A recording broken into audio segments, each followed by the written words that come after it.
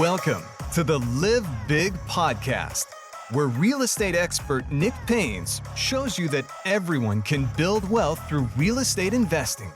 Nick and his featured guests will give you the tools, resources, and expert information you need to leverage real estate into a wealth-building strategy, so you can stop worrying about your 9-to-5 and start to live big. Here's Nick with today's episode.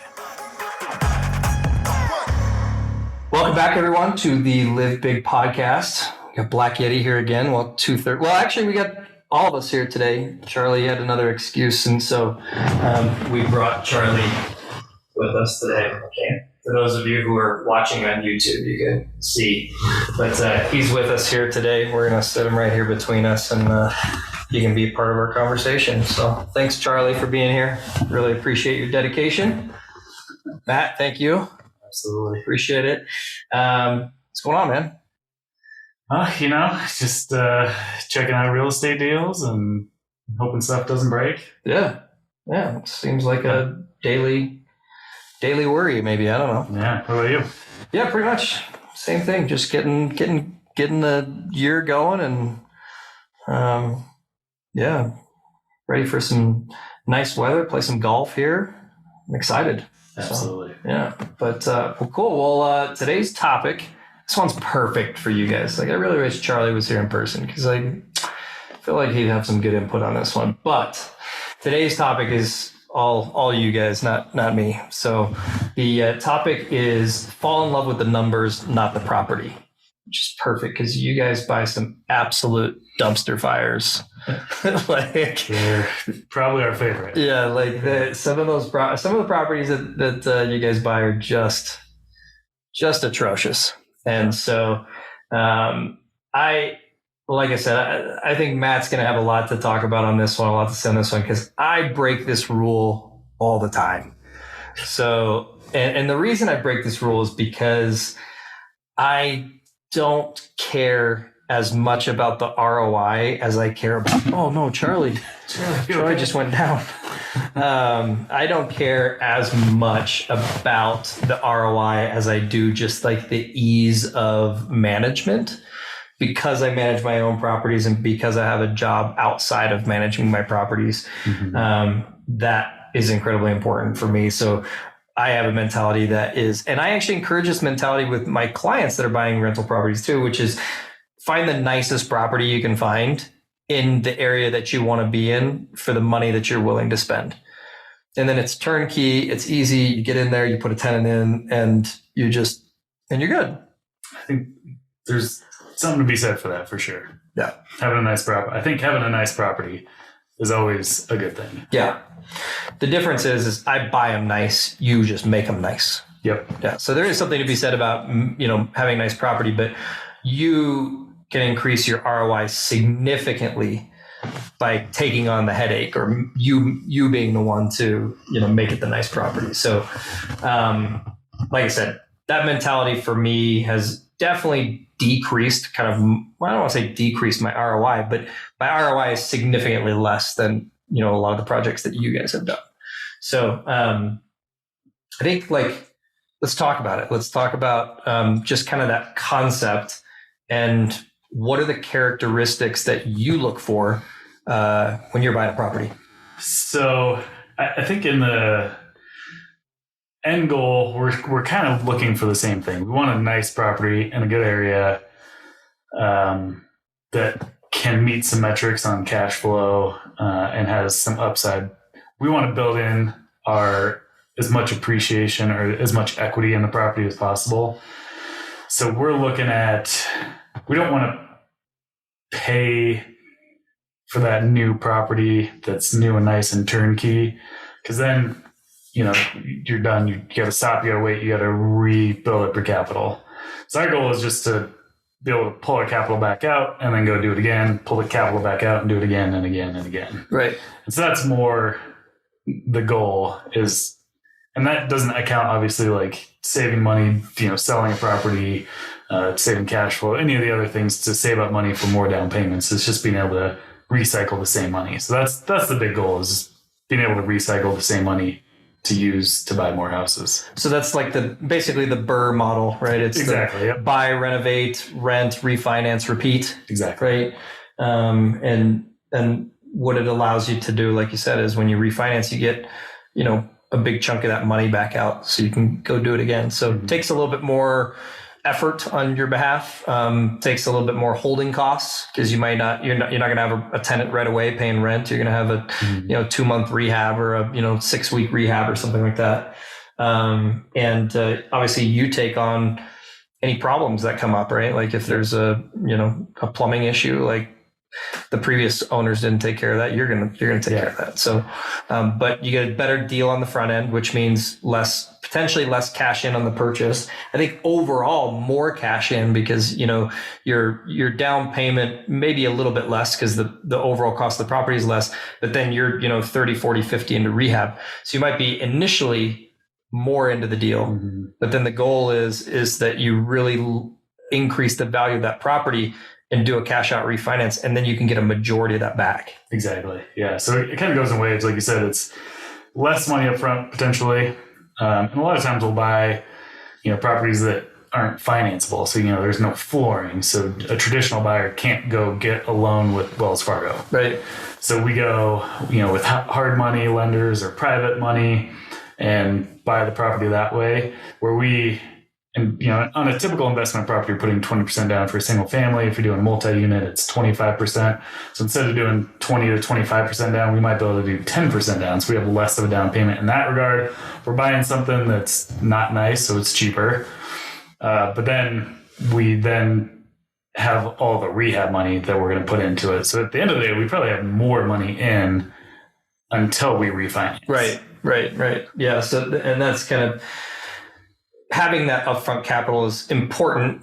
And there's give and take with all this. Like you said, you might, if you're using hard money, you might be able to do something at 10% down, but the money that you're borrowing at 90% is way more expensive. Significantly more expensive. Right. And so, that's where, again, the sacrifices that you make to increase your ROI, right? You maybe step outside your comfort zone a little bit and you buy something, for me, what comes to mind is probably your first big project, which was the 8-plex in Brighton, right? The place was an absolute disaster. As close to being, maybe should have been condemned. It was bad. It was bad. It was close to being condemned. If the right person would have been out there, it might have been condemned. It was really, really bad. And I think you guys actually spent more rehabbing it than you paid for the entire property, right? That's correct. Yeah. And so that was a big step. And that was it was funny because I remember you guys saying you didn't know how you were going to do it. No. But you just knew you were going to do it. Yeah. It was, you always use the expression that, what is it that the parachute, what is it? I jump out of a plane and then I build my parachute on the way down. Right. Yeah. Yeah. So that's I love that expression because it's true. And that was a prime example of it. It was okay, we know we can make money here. We don't know exactly how. Yeah.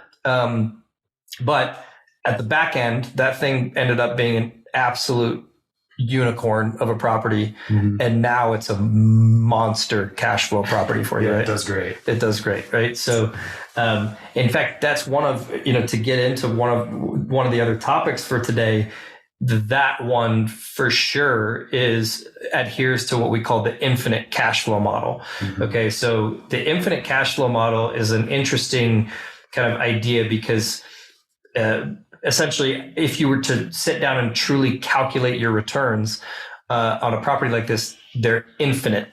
You can't. They're incalculable, right? They're it's not 100% return. It's not 1,000% return. It's infinite, and the reason is because you have zero money left in the property after zero of our own money. Of your own money. Yeah. So basically, what happens in the infinite cash flow model is that let's say you buy a property for. Let's use Brighton numbers, for example.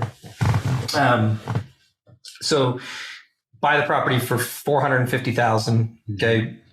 That one you had to pay cash for, get hard money for, basically. Yeah. So at that point, I don't know, did you do 10% down? Do you remember how much of that you put in? I think we put 10% down on that. Okay. Yeah. And then your rehab costs were $550 or something like that, $600. when it was all said and done, we were a little over $1 million with holding costs and construction. So it was real close to 600. 600. Okay. So 550 to 600. So you're into it for $1 million. Again, how much of that was your money? Maybe 100K, maybe. Yeah. We borrowed most of it. Right. So then once it's done, then you get the thing fully rented and you go to your bank and you say, hey, I want to finance this property. Yeah. So they go in, they do an appraisal. What did it appraise at the time? At the time, it was like 1.75 million, I believe. Okay. So you're into it for $1 million. Mm-hmm. It's now worth 1.75. So right off the bat, you have $750,000 in equity. Yep. Okay. So now you can refinance that. Generally with a cash out refinance, you have to leave 30% in the property. Mm-hmm. So you get a 70% loan to value on that, which means in this case, they're leaving in a little over 500K. So you can, I think our loan is like 1.25 or something like that. Okay. So loan is now 1.25. You only owe your investors about $1 million back. Right. So you get a loan for 1.25, you pay your investors back $1 million. And now all of a sudden, not only do you not have any of your own money in the property, you just put $250,000 in the bank on top of that. Right. So we call this is an infinite cash flow property. Okay. We no longer have any of our own money in the property and it cash flows. So, if we're making $1,000 a month, off of a $0 investment, it's infinite return. Yeah. So that's where the infinite cash flow model comes from. This one, it takes it one step further in the fact that you actually put money in the bank. So they could technically then take that $250,000, go buy another $1 million worth of real estate. And that property would then technically be an infinite cash flow as well, because that's true. Yeah. You could look at it that way if you wanted to, right? So these are kind of unicorns in our industry. They're really hard to find where you can get all of your money back out. But the idea is with the BRRRR model is even if you don't get something with infinite cash flow, if you can get the majority of your money back out. Yeah, and that's the nice thing with buying those is generally speaking, the risk is you end up you spend too much on the rehab or whatever, and you end up with a lower down payment than had you just gone about it. Right. Even if we had failed and spent another $400,000 remodeling it, let's say, then we're in for 1.4. Our loan is 1.2. We had to leave $200,000 in, and I don't know what the return would be percentage wise, but it's still better than had we just gone and bought that property for 1.7. That would cost us $500,000. Right. Exactly. So the downside is generally is you spend less, you leave less in for your down payment. Right. And that's why we like the model. Exactly. And I think so think about it before. We've talked in previous podcasts about the ROI of investment property, right? So let's just use some really basic numbers. If you went out and bought a property as an investment property, let's say a single family, and you just did 20% down, okay? And let's say your cash flow was 5%. Okay. And let's say your appreciation is 5% per year. Well, if it's 5%, okay, let's use a $500,000 property and you put 20% down, it means you have a $100,000 down payment. Okay. So each year the property is going to appreciate by 25, or the first year it's going to appreciate by 25,000, which is a 25% ROI. Okay. On the $100,000 that you put in, plus your 5% cash flow. And then maybe let's say $5,000 in principal pay down. So another 5% there, right? So we've got a 35% ROI in a normal turnkey 20% down property. So imagine what you can do if you can do the BRRRR model, buy a property, renovate it, refinance, not get all of your money out, but even let's say get half your money out. Mm-hmm. Now you're only 50,000 into it, but your returns are going to be exactly the same. Mm-hmm. So you're going to have 5% cash flow. Okay. Sorry. You're going to have 5,000 in cash flow or whatever it is, which was 5%, but now it's not. Now it's 10% because it's half as much money in. Okay. Your appreciation is still $25,000, but you only got 50 in. So that's a 50% return on your appreciation. And then the same thing with your principal pay down. It's still $5,000. It's 10% of your original investment. So now you get a 70% ROI instead of 35. So half the money in, double the return. Yeah. Okay. Now just imagine if you got a big enough refi where, you didn't get it infinite, but you got it down to where you only left $10,000 into the property. Yeah. Your ROI is tenfold what it would be if you would have just bought it turnkey, right? So if you had $100,000 in the bank, you could do one of two things with it. You could go buy a property turnkey for $100,000 and have, $500, $300 a month of cash flow or whatever it is. Or you could go do the BRRRR method potentially 10 times if you were really good at getting 90% out. Yep. Right. So that's the power of the BRRRR method and, trying to get to that infinite cash flow model, which again, the infinite cash flow model is a unicorn. It's really hard to do, but getting half your money out. Yeah. It's still a win. Very possible. And it's very much a win. Yeah. And I think even beyond like looking at the metrics within a single deal, like those all get better as you reduce your down payment. But it also allows you to get that second rental faster. That's right. And the next one and the next one. So they can start building up and just getting that snowball moving faster. It's very similar. So the method is actually very similar to the house hacking method. Right? When you house hack, you're leaving very little amount of money in the property. You buy it for 5% down and turn it into a rental. Buy a new one for 5% down, turn it into a rental. You're leaving a very small amount of money in the property every time you create one, right? The difference is with this method, you're also building a ton of equity from the original purchase price. Where the house hack method, the equity stays this, the appreciation kind of stays the same, right? So this one here, we might be adding tremendous value from our purchase price. Yeah. So if you're looking at your net worth, the difference in the two, the net worth is going up significantly faster in the BRRRR model because you still have 20% equity in the property. Yeah, because you've financed 25% or 75%. You still have 25% equity. The house hack method, you only have 5% equity. Yeah, every time. Yeah, so they're both great methods. They're both different. Increase your ROI significantly, but the BRRRR method gives you significantly more kind of wealth or just equity or in the properties. Yeah. Right. So.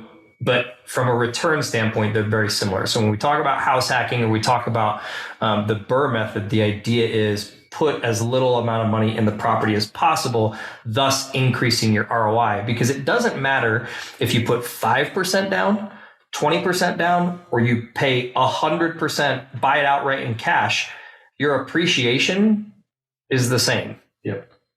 Right? So like that doesn't change. So that as the more money you put in, your ROI actually gets less in that case, right? Mm-hmm. So anyway, I think like that is a good explanation of like why it's important to fall in love with the numbers. You look at a property, no matter how dumpy it is, if you can visualize and understand what the back end is going to be, there could be a ton of value there. Right. And so I think a big focus for us has to be like, understanding location is a big piece. Mm-hmm. Right. And knowing that, we would love to find like what we call C or D properties. Like, so think letter grades. So an A property is a brand new property. A plus is a brand new property, completely updated, that kind of stuff, all the way down to an F property. An F property would be legitimately like condemned and like, or a meth house or something like that. A D property, I would consider the property you bought in Brighton to be a D. A D minus maybe. It was rough. Yeah, it was really rough. And then a C property is something that you see where it's livable. But it's completely outdated. It's a little rough. Grandma's carpet. Yeah. So that would be a C property. So think of those as the letter grade. So what we're looking for is we're looking for low letter grade homes in high letter grade areas, right? So if we can find a D property in a B market, okay, or a C property in an A market, that's where we know we can build the value up. Where people get into trouble is they don't research their locations and they buy C properties in D markets. And so people will rehab this C property. I think, did you do one of those? Didn't you do one of those in Aurora at one point? Didn't you do a flip that was like a beautiful flip, but you just like. It's in a kind of junky area. Yeah. Definitely did. So it's like, you sometimes we see these properties and we see maybe there's a deal on them. We go, wow, that's a that's a great deal for that size of a property or whatever. Yep. And you go, man, we could rehab that for 50K, no problem. But then if you don't really pay attention to the location of that property, or if you don't know enough about the location of that property, that's a big issue too, is people don't even know that. Like, oh, people coming from out of state. That's why I think it's so hard for flippers like out of state, because we know our neighborhoods. Think about where you live, right? Think about you as an individual, where you live. You could drive. If I came from out of town and I was like, hey, would you drive me around? Would you show me your area? You could drive around your area and you could be like, you could drive down a street and go, this side over here, you don't want to be, but this side over here is great. Yeah. And they can literally be a street apart or a block apart. Mm-hmm. If you're coming from out of town, there's no way you could possibly know that. No. Right? Sometimes you can see it, right? Like it's really easy to identify overall markets, right? So if you were, for example, in what you thought was an A market, if the strip mall down the street has a pawn shop, you're not in an A market. Yeah. Okay. If you're driving down the street and you think you might be in a C market, the way that you tell that you're in a C market is you got a pawn shop, you've got a discount, prepaid cell phone store. Like those are C markets. Laundromats, okay, those are C markets. People in A markets don't go to laundromats; they do their laundry at home. Yeah. Okay. That's not an A market. So it's kind of actually, it's not that hard to determine what kind of market you're in just by driving down the street. The problem is that sometimes that strip mall only serves that side of the street. And then on the other side of the street gets much better. Yeah. Or vice versa. Right. Yeah. So what does an A market look like? It's Target, it's Starbucks, it's CVS, right? Chick-fil-A, right? Mm-hmm. Those are higher. Like those are A and B markets, right? So one of the biggest mistakes you can make as a business owner or even a real estate investor is buying an A property in a C market, or in this case, buying a C property in a C market and turning it into an A property. Yeah. You're not going to make any money on it. You're never going to get the rents you think, because the people that are living in that location are going to want to pay what that area supports. That's right. And not, the people that are paying A prices. They might be across the street. Yeah. They're not going to want to be right there. That's right. And so that's a big reason why I think it's important. And there are plenty of successful people that go out of state. And that's fine, but maybe go learn that area. If you're going to go out of state, go learn that area first. And I think the best thing to do, like go into a local bar and grab a waiter, a bartender, somebody that's local and be like, hey, I'll give you $100 to drive me around for an hour. Just tell me where to be, where not to be. Yeah. that amount of education that you could get for somebody who would willingly be like, oh, for $100, drive you around and tell you about my neighborhood. No problem. Yeah. Right. Like, and that could save you tens of thousands of dollars, right? So if you're going to invest like out of state, or you're going to invest even in state, but somewhere where you don't know, I mean, you can go to Pueblo and get really cheap properties, but there's a reason that properties are cheap in Pueblo, right? So like, I don't know. I have no idea what's good down there and what's not, what locations are good. So Location is incredibly important. That's your first piece, because you want to bring your property up to the location standards, not take it above the location standards. That's where you're going to get in trouble. You're again buying a C property and make it an A property, and you're still in a C area. You're not going to get the ROI. It's like, hey, can we buy a D property in a B area? Can we buy a C property in an A area? That's where you can really get top of the market. Yep. So absolutely. What do you think, Charlie? Charlie, what are your thoughts on this, man? That's funny. Charlie, man, we miss you being on these episodes with us. One day we'll find some time. So I think those are great points. What do you recommend for maybe the beginner investor, somebody that's out there that maybe wants to do their first one, whether it's a flip, or really we focus more on rentals, but what would be your recommendation? I think house hacking is a really great way to start. You have to live somewhere anyway, so you're gonna have to pay housing expenses. Right. You can have a roommate. I know me and my wife, we had a roommate in our first house. I know you said you and your wife did. Yep. That's a great way to start. You learn how to be a landlord, that some of the what you can do, what you can't do. It's a great dip your toe in if you want to build some equity along the way too. If you can get something, I definitely wouldn't recommend what we did in Brighton for someone that's just starting. But if it's got ugly carpet, carpet's easy. Carpet and paint or flooring and paint can change the look of a house with not a significant amount of money. Right. If it can still have good bones, everything else, but you change the carpet, you put in vinyl plank floors, look like wood, that makes it look significantly nicer. You paint the place. It's amazing what a little bit of paint and some flooring will do. And that can really drive up the value with not a lot of cost. And that's something, if you're handy, you can do yourself too. Right. And a live-in flip almost. You can live there while you do it. You kind of combine them all. You don't have to do one or the other, Right. Buy a low down payment house, rent it out, and fix it up while you're there. Yeah, that's a little bit of everything. That's another great point, right? Like every time we're talking about different concepts or different, avenues or strategies to do this, like you can combine so many of these different things, and every time you combine one with another, you improve your ROI slightly. Yeah. Yeah, that's how you get really great deals. It's not like, yes, there are some unicorn deals where you just get it at such a low amount compared to what it's worth on the back end, but those are so few and far between. It's more of, hey, we got a little bit of equity because we can, paint this and do that, and that's going to build some equity. And we got, this because we can get a low down payment, and we got this because we can get a renter in there with us. You stack all those up, and what would be an average deal turns out to be a really good deal when you stack 3 or 4 different things together.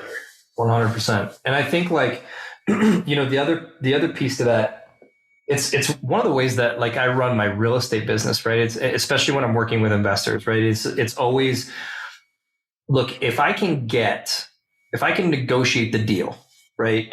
And then I can help you get a better loan term, or we can, buy points. So I'm always involved in the lending side. Like, okay, what rate are we taking on this? Because what's the play? Is this a long-term play? Is this a short-term play? Should we spend money on points? Should we buy the rate down?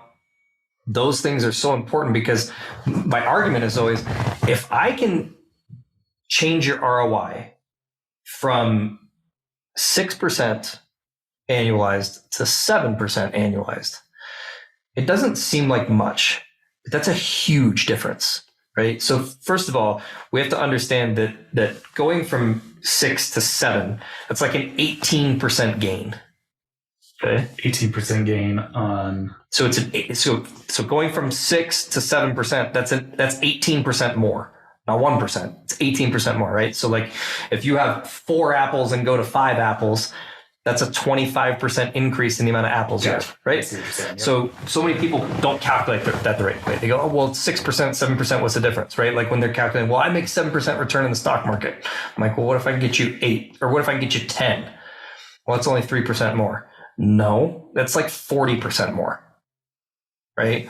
So, and the way you can tell that it's so much different, take that number, take a 6% and a 7%, and go put them into a compound interest calculator over 30 years.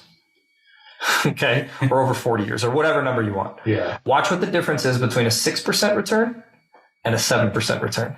Okay. And then do it even more so. Go 6 to 12, right? Again, a 6% to a 12%, that's a 100% increase. Yeah. Right. Not a 6%. People are, oh, it's only 6% more. No, it's 100% more. It's double the return. Yeah. Right. And then compound that. So if you can combine some of these methods and increase your ROI from 5 to 5.5 to 6 to 7 to 8.5, it's huge. Mm-hmm. It's huge. Every time you add a percent to your ROI and you extrapolate it over a long period of time, 34 years, it's incredible. Yeah. Right. Again, go to a compound interest calculator and put in 5%. Okay. And then put in 12.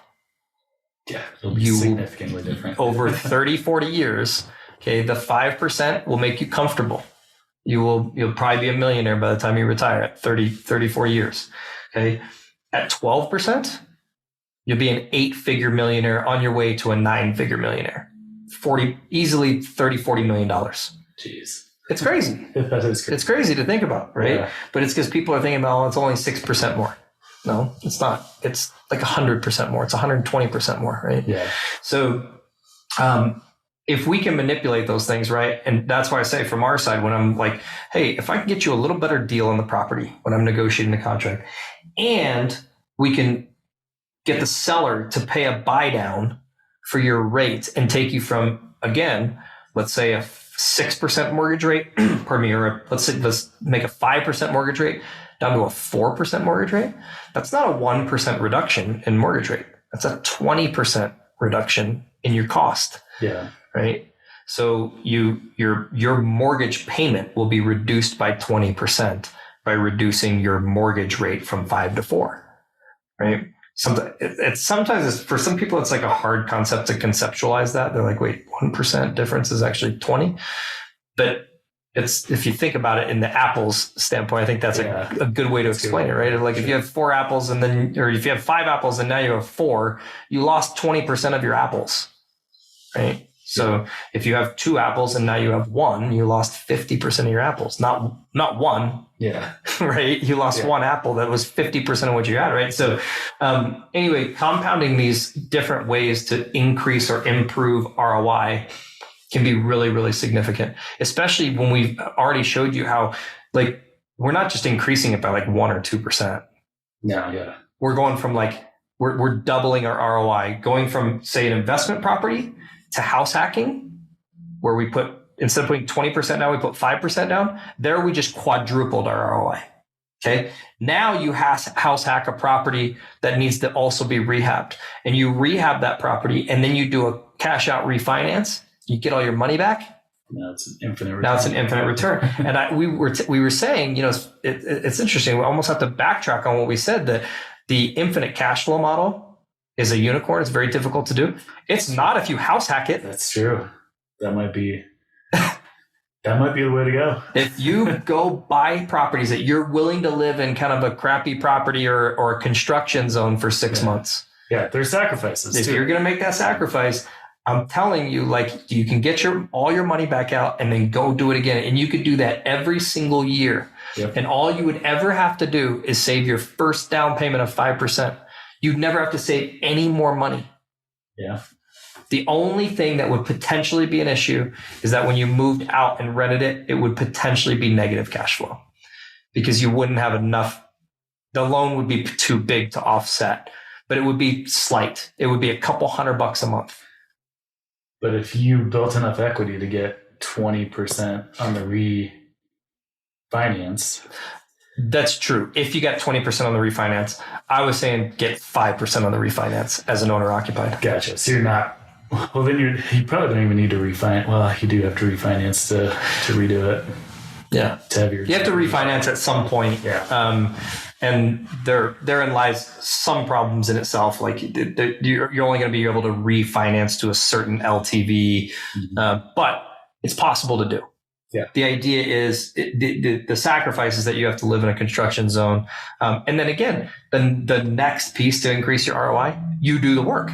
Yep. Like you can hire a contractor to come in and do your floors and paint, or you can slap on an old sweatshirt, go buy some paint, get after it. Right? Like, so there's so many different ways that we can just increase our ROI, and it's significant in real estate. It's not just 1 or 2%. It's really, really big. So, I think that's it for today. I think that's all I really want to talk about today. Just buy crappy properties like Matt and Charlie. Just junky ones. Junky.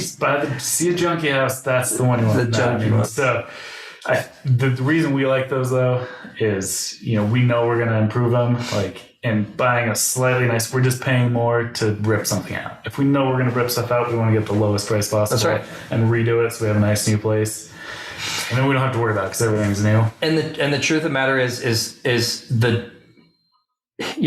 it could be a property that's livable, but like you said, because you're going to rip it out, you want it to be as dumpy as possible. Exactly. Because if it's livable, somebody else is going to be willing to pay more for it. That's like, you know what, I can do this later. I can do this over time. Mm-hmm. But if it's condemned, You just eliminated all the buyers. Exactly. Yeah. But I mean, like you were saying though too, if it is something that you are willing to live in and do that over time, like that gives you an advantage over people like me. I want to pay less because I'm not going to be in there, and I'm not going to, we're gonna. And you got to make money on it. You're doing it to make a profit, and some people are just moving in for sweat equity. Exactly. So everyone has a unique advantage, and you just got to figure out what that is. Like if you don't have a house yet, you don't have an investment property, but you're willing to do some of this. That's an advantage that you can take with you and go and buy a property that I wouldn't be able to buy to make money because it wouldn't make sense for me. Right. So everyone has their unique experience and ability and what sets them apart that can give them that advantage. Dude, that was deep. I think that's going to be like it's going to be a tweetable quote for this episode. Man, everybody, what is it? Everybody has a unique, I don't know, whatever you said, that was, man. It blew my mind. I don't know. That was powerful. Well, thanks again, man, for being here. Appreciate it. And Charlie, thank you, buddy. Any quotes you want to out there, Charlie? He's getting lunch, I think, in this picture. So next week, I don't know what we're doing next week, but I'm sure it's going to be a great episode. So make sure you tune in, subscribe, leave me a comment. Like I said, we might talk about if you got a question for us, drop it in the comments, and we'll come back and talk about it at some point. So thanks again for tuning in. Remember, go out, have a great day, live big. Thanks for joining us for this episode of the Live Big podcast. For even more real estate and investment resources, go to blackyetigroup.com/resources and download Nick's complete guide to running your own rental properties. Tune back in next week for another episode, and until then, live big. Live Big does not provide investment, legal, or tax advice, and nothing herein should be construed as being financial, legal, tax, or other advice. Live Big does not represent that any securities or services discussed are suitable for any investor. No investment or other decision should be made solely based on the contents or information found on the website or podcast. When making a decision about your investments, you should seek the advice of a professional financial advisor or qualified expert.